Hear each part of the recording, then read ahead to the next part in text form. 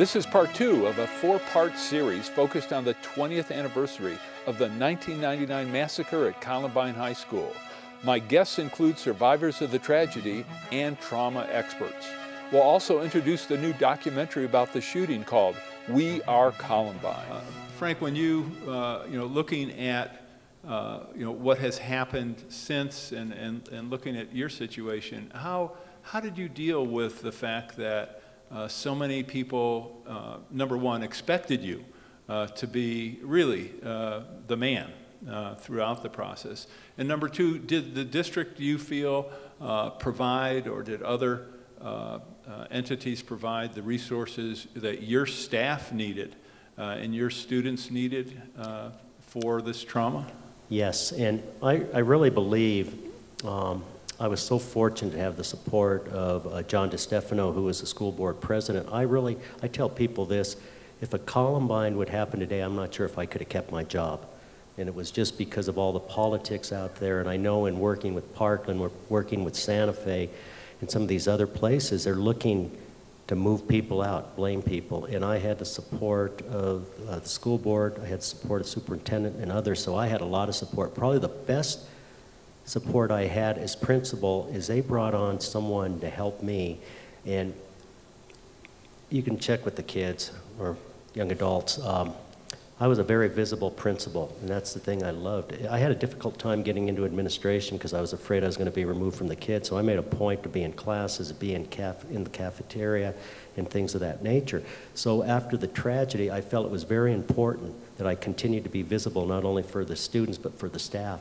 And so they brought someone on to help me deal with the aftermath of the 20th, and that really helped a lot. And I think for the kids, it was real interesting, and I know Laura talked about it, and I think Jamie talked about it, and Amy. A lot of them didn't want to talk. And it's real interesting, talking to parents of the kids, that was one of the things they said, we wish we would have been a little more persistent in getting our kids help, because they said they were fine. And one of the things that they did is they tried to keep so much away from their parents because they didn't want their parents to be afraid of what they experienced. As you entered the doors of CHS 4 years ago, no one anticipated that you would encounter so much adversity, hardship, sorrow, and heartache in your young lives. You were forced to grow up far too quickly, and you were denied a normal high school life. So Laura, certainly the movie will be cathartic for a lot of people and be part of their healing. Do you think it will also be traumatic for a lot of people? Yeah, I do. I think I was really curious because, I'm super excited that the film finally is home, and people in the community have the opportunity to see it, but that doesn't mean that everyone's going to show up, and I think that it takes strength to actually come to a movie theater and see this film. Will there be a special showing at Columbine? I don't know. I think we're talking about that. I don't know if that's the venue for it, but it's everyone's in a different place, right. And I have to respect that as well. I hope that people would come out, especially from the community, because I think it will help, and I think it's uplifting. I tried to not focus on certain things for certain reasons, but I wanted it to be hopeful because the participants are hopeful. They taught me so much. Well, it's really about, it features 4 key people, and Kiki being one of them, and so that's what this movie is truly about. In terms of, we're talking about how people react differently, how was your journey in terms of getting people to talk? Because I would assume there are probably a lot of people who were not going to be interested in participating. No, yeah, I learned that very quickly, because I wanted a whole range of students, alumni, and not knowing where anybody was or how they were doing, but very quickly I learned that the people that were not ready to speak about their experience were not going to be on camera. I haven't been in this room, I haven't told my story actually walking through it ever.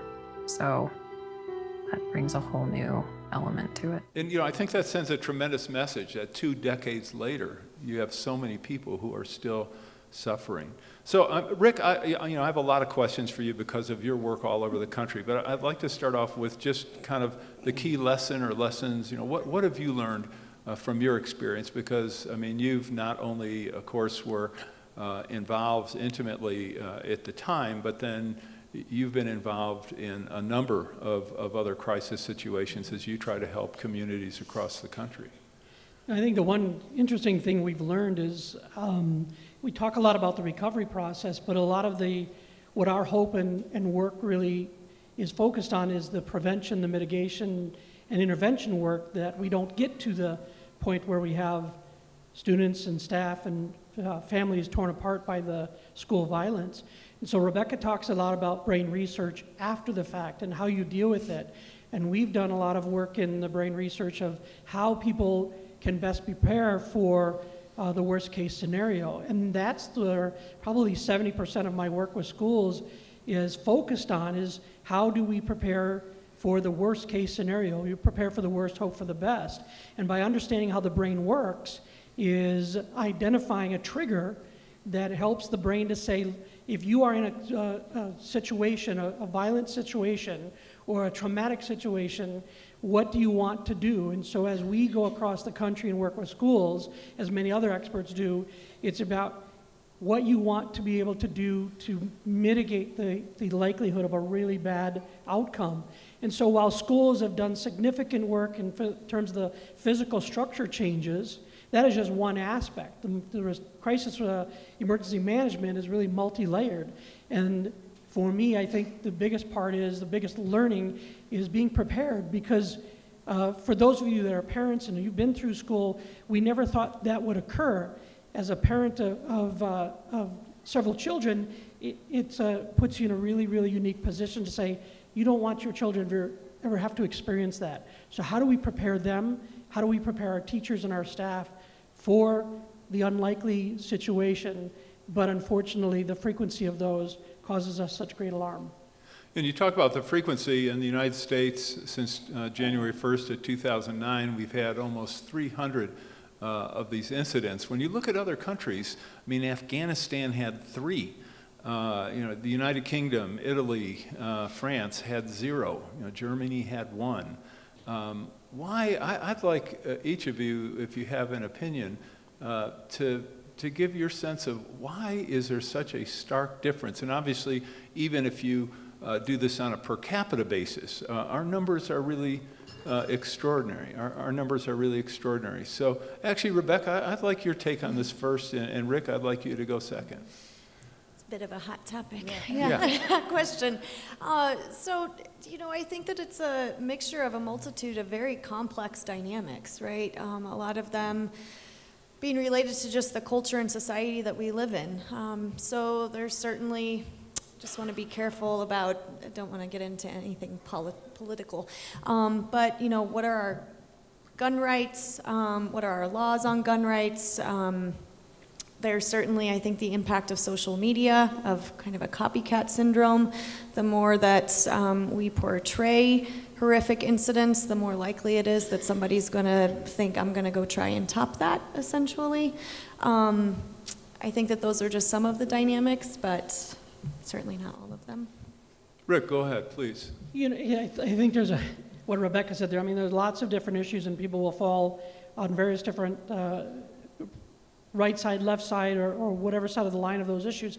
Whether it's guns, whether it's social media, whether it's the breakdown of the family, there's mental health. I believe that our schools are microcosms of our communities. They reflect the values, the good and the bad of our communities. And when we see a society that is tending towards more violence, to more intolerance, to more division, it just permeates through our schools. Our kids are living what they see, feel, and hear in our community.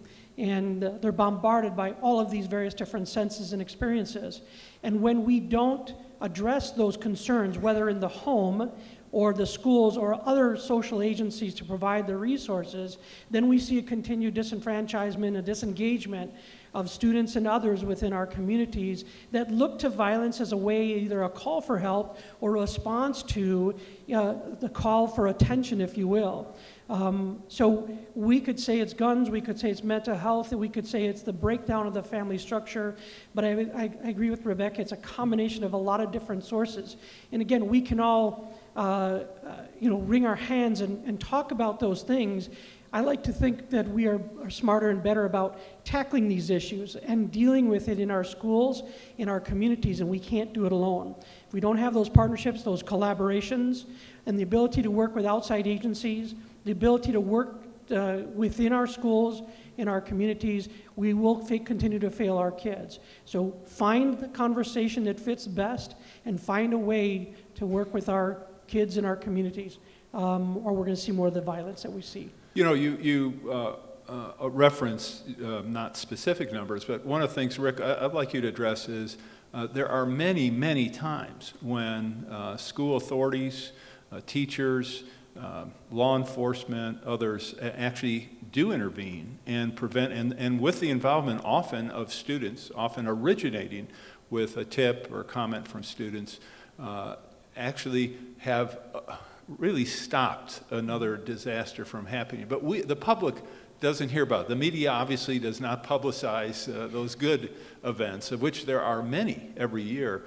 Talk a little bit about that, and what else can we do to really affect the change in terms of trying to help people who could be on the border. I'd like to make one other comment, though. I think another thing statistically people don't realize is that you go back to someone's social media pages, Facebook, Instagram, whatever, and you see all these terrible things, and you look at them and you say, oh my gosh, how come no one looked at this, and how come no one said anything? And what we don't realize is there are hundreds of thousands of people saying these same things. And so it's very difficult for school authorities or law enforcement to know, when do you take it seriously? How do we do a better job of that? You know, Frank mentioned it. We know, while it's very difficult to profile a mass violent attacker, what we do know is that they talk to others, they share it through social media, they have diaries, they have lots of different ways that they can share that information. We call it leakage, and typically that leakage, others know about it. And so when others feel empowered to bring that information forward to an adult, then we can react, then we can respond, and we can intervene. And as Aaron said, there have been the truly success stories when it comes to school violence is when there is no school violence because the intervention has occurred. And that could be because someone has come forward and we can provide the resources to intervene, not just from the law enforcement perspective. We're not trying to create pipelines from cradle to prisons. What we're doing in terms of intervening is the things that Rebecca talks about too, providing those interventions to address the mental health concerns, the broken families, whatever the causes that lead to that. So the intervening piece is that when we can avert these potential tragedies, which we don't hear about, those are truly our success stories.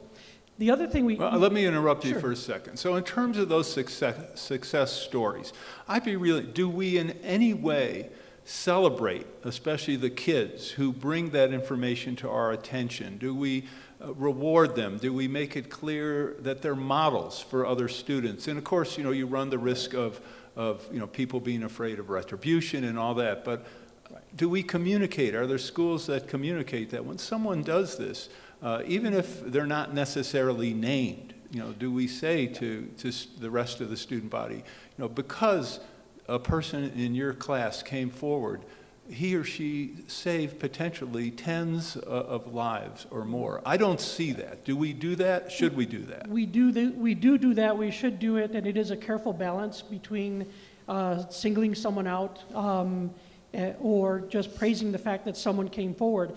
And we do that in lots of different ways, and we encourage parents through communication or engaging and working with parents to do the same thing. It's, I can't underscore the power of when someone comes forth with information that we can intervene. And we may not know that individual has a violent cell in his or her body, but the fact that we're getting them help. The other thing that you talked about, Aaron, as part of your question is watching today's youth, not just what the kids at Parkland have done, which was amazing, and yes, a lot of it was on the gun control, but we have students and I have college-age kids that they are making changes. They are addressing these kinds of societal issues in their own small worlds, in their communities. They're developing communities of empowerment to stop the violence in many different ways. So in all respects, we should never stop our youth, no matter what age, in their abilities to help us as adults learn what their world is like and continue to empower them and encourage them to have their voices heard and to be the change agents. Because I am a first-time grandfather, and I saw him for the first time yesterday. And I look in his eyes and I say, I want a different world for him, just like I want a different world for all of your kids and grandkids. And it is possible. We just have to believe and we have to work towards it. Guideline, there's no script. Just kind of doing the best you can every day. People, they think that there's these concentric circles of trauma. So if you're at, ground zero of the event, that you're more screwed up. And if you were further away from that, if you were in another room and you were locked in, you were probably not as damaged. And if you were on the other side of the building and you didn't hear or see anything, you were probably okay. And if you were outside at lunch, you were fine. It didn't matter where people were, necessarily what they saw. Okay, I know I've been asking all the questions, and I think some of you would like to ask questions. So we're going to set up a microphone so we can take questions from the audience. If you do have a question, simply just state your name and maybe what town you live in, and then ask your question, please. I'm Dr. Sue Ladley. I'm a physician in Denver, rehabilitation. Was part of the response to Columbine shooting, taking care of some of the injured kids. And I continue to take care of kids every week in Denver who are victims of gun violence.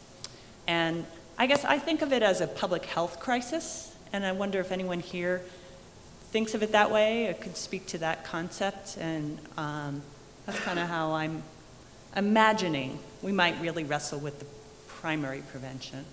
So, putting it to the panel. All right, thank you very much. I think, Rebecca, I'm going to let you tackle that first. I know one of the things, there's some hesitation on a part of some members of the panel to talk about gun violence, but I'm going to encourage you to say exactly how you feel. Well, I would absolutely agree that it is a health crisis. I think that trauma is a health crisis in our society, period, whether that be mass shootings, whether that be sexual assaults, whether that be traumatic experiences we've suffered in childhood. We have an epidemic of trauma in our society, and research really points to that, and long-term devastating health consequences on our psychological and physical health from not dealing with trauma appropriately. So have we always had an epidemic? And if not, why do we have one now?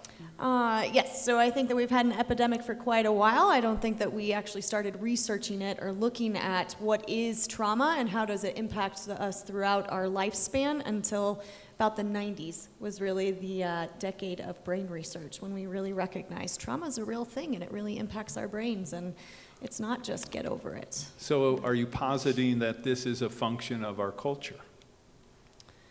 I don't know that I'm positing that specifically. I don't think that I would get into why is that, but rather we have an issue and it's time that we start showing up to it. Laura, did you want to comment? Yeah, no, I just, we say mental health, it's just such a broad statement, and what does that mean? And I don't know, I would agree that it's all part of our health and our well-being as individuals. And I think we've all been through some traumatic stuff, maybe something not as traumatic as Columbine. I mean, maybe you've lost a loved one. I mean, anything. There is trauma, and I think tools and coping and what is trauma and what does that mean? It's so broad.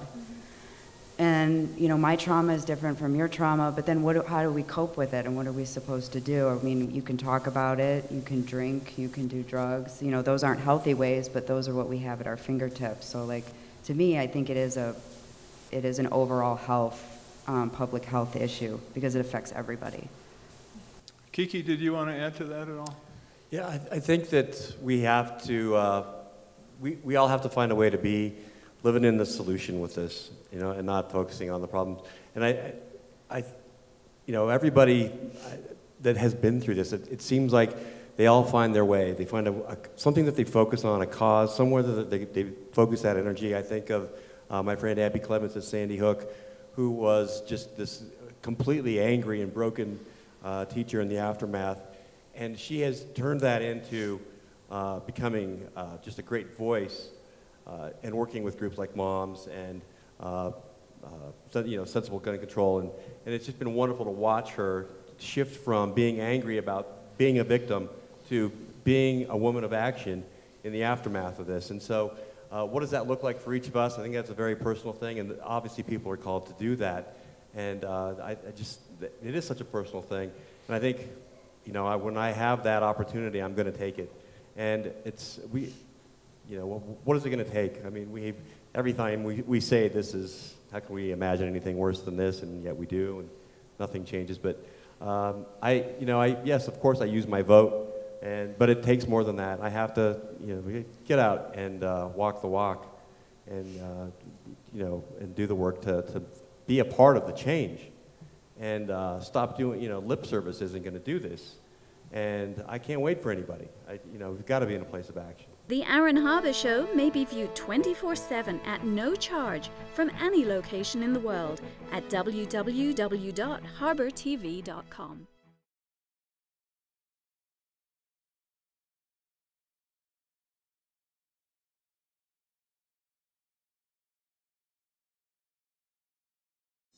The Rex Howell Broadcaster of the Year Award recognizes an individual who, through leadership, skill, and dedication, is advancing the broadcast industry in our state and our nation. Tonight, we honor Aaron Harber.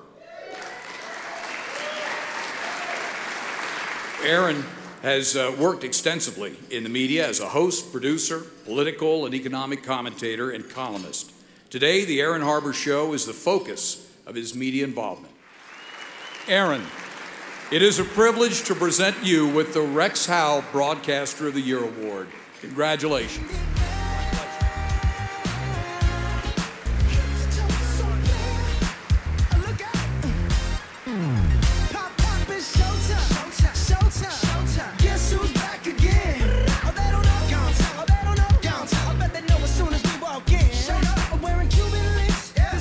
Just make journalism great again. The Aaron Harber Show may be viewed 24/7 at no charge from any location in the world at www.harbortv.com. Okay, we have another question. Please, your name and what town do you live in? My name is Lily. I live in Denver. Now in school settings, we're doing what they call like a code red or an active shooter drill.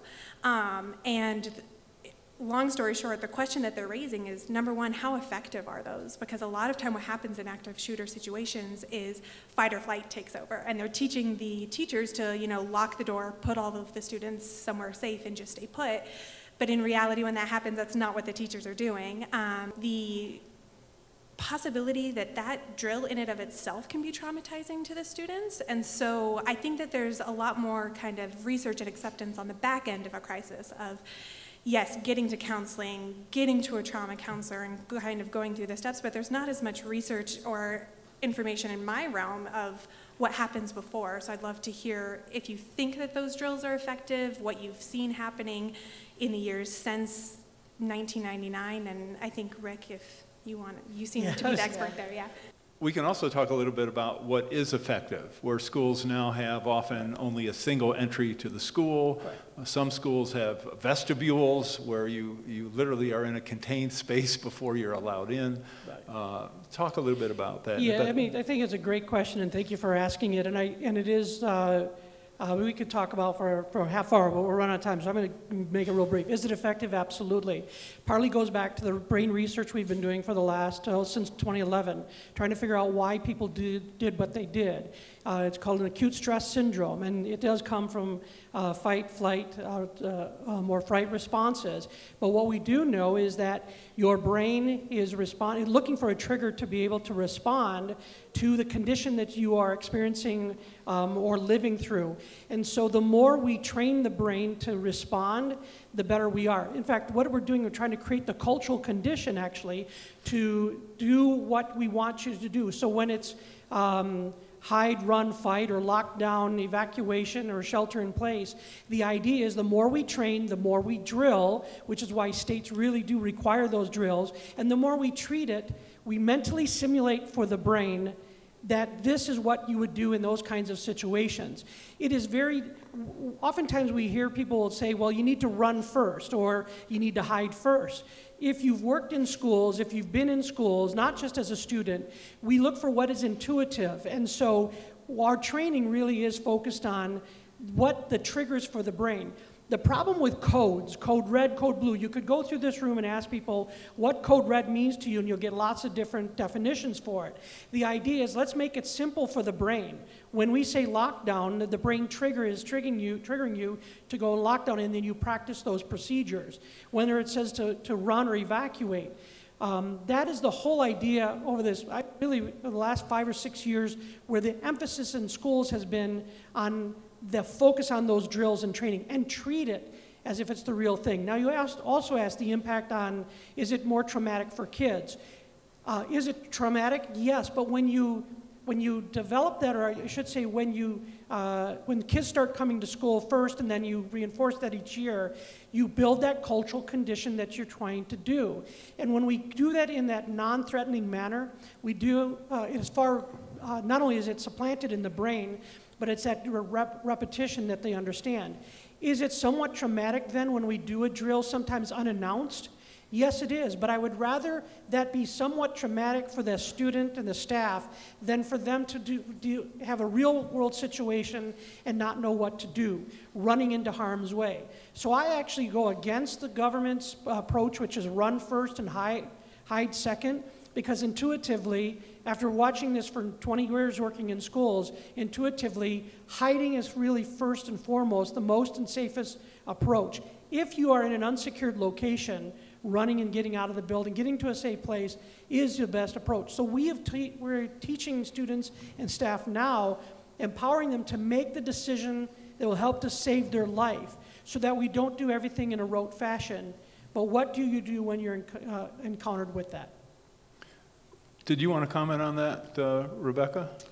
Well, I side with everything that Rick is saying. I think the important thing to be mindful of with drills is essentially you are training your brain to stay on board and to not regress into fight, flight, or freeze. So, for example, how can firefighters run into a burning building? They practice a lot, right? And yes, as a drill may be traumatizing, it's not on the same level of mass chaos in light of an actual traumatic mass shooting, right, and not knowing what to do. So we're attempting to keep the brain online to be able to function. And one additional point, our students look to the adults in the building. Even your high school students will look to the adults for direction, for what to do. And that's why it's so critical that we do those frequent trainings and drills throughout the year, and we don't do it all in the fall because it's nice weather or in the spring. We do it in those other unannounced times. Frank, go ahead, please. Also, I think what Rebecca and Rick are talking about also is some type of plan, but a lot of it's situational awareness, and I think that's important, because in some cases would warrant running, others would hide. But the one thing in the research that I've done and attending conferences, the one thing that seems as a deterrent is a locked classroom door. And there's only been 2 instances in which someone breached that door. I think it was in Red Lakes, Minnesota. And that's what we're trying to teach teachers to do now, to lock that door. And I think you're going to see new buildings that are being constructed that they will be able to lock their doors from the inside. Because a lot of times when trauma takes place, trying to go outside the door, find that key to lock, it's not going to happen. And so usually what happens, if there is a perpetrator in the building and he or she cannot get in the door, they're going to move on to a soft target. So it's things like that that are important.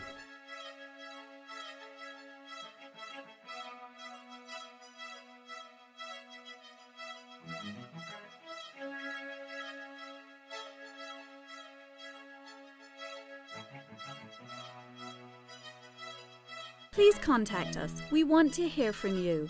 And thanks for watching.